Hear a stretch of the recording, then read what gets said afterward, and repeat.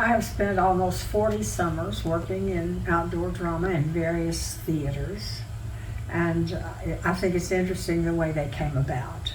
When I was a junior at Berea College, the music department received a letter saying there was going to be a premiere of an outdoor show in Louisville celebrating the friendship of Abraham Lincoln with Joshua Speed.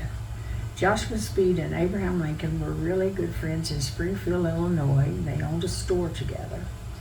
And then Speed, who was also a farmer, came into Kentucky and was involved in real estate.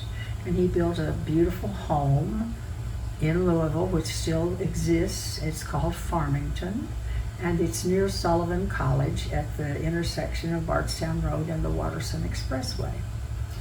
The script was written by Barbara Anderson, a local lady who was interested in history and who was the wife of the dean of the music school at U of L. The music was written by a famous composer named Norman Delajoyo, and the staff all came out of New York. And they asked each college to send students to represent their school, and her idea was that the chorus for this show would be made up of college students from Kentucky. And so 2 of us came from Berea to audition, and I got in. And so that was my first experience with the theater. I was a naive country girl, and I remember in the dressing rooms when we would be half dressed, these New York men on the staff would just come waltzing through the dressing room, and so I decided, okay, if I don't cover up and I just sit here and act like this is normal, they won't remember me. So that's what I did. Anyway, it was great fun. When they announced that I was going to dance in the ballet, I was really shocked, but most everybody danced in the ballet, and I made through it. It was a great fun to do this historical show.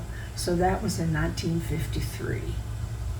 Then in 1955, Berea College was celebrating its 100th anniversary of its founding. And I was still around Berea teaching in the neighboring county, and so I didn't even have to audition. They knew that my singing ability, and so I was hired.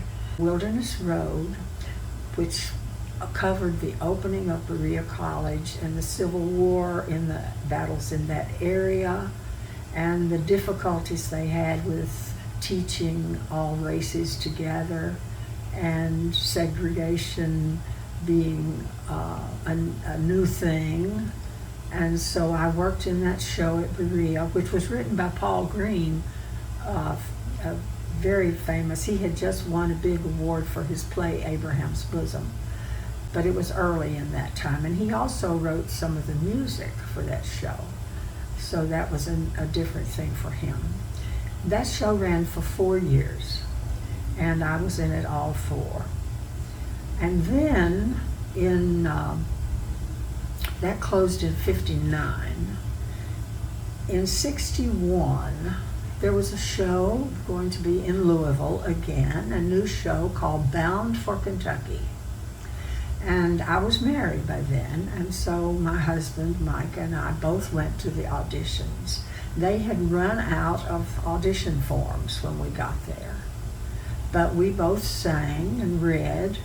My husband got in, and I did not. And that really hurt my feelings. And it also hurt my feelings that he didn't speak up and say, hey, what happened to my wife? But he didn't. And later on that summer, I met the director. I was singing at a place where he was, and he said to me, oh, why didn't you audition? There's a role that would have been perfect for you. And I said, I did audition.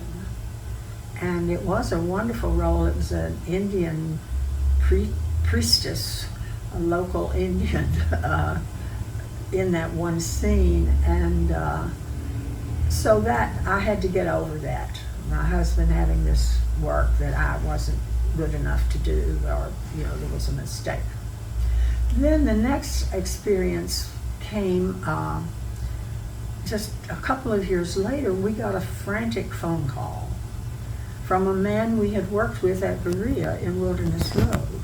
And he was directing a new outdoor drama in western Kentucky, celebrating the lakes and the TVA and all the hardships that people had with annual flooding until the dams were built, rivers were dammed, and the lakes formed.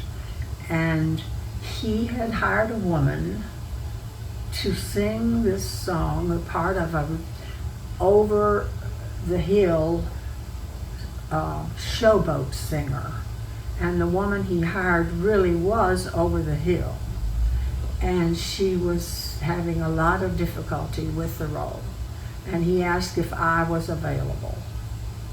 And it just happened that we didn't have anything going on, and they had been in rehearsal for a week, and we packed up and moved to western Kentucky. And the lady was still there, but she was glad to give up the role. And she had bought a ring to wear with the costume that she had tried on, and she gave me that ring.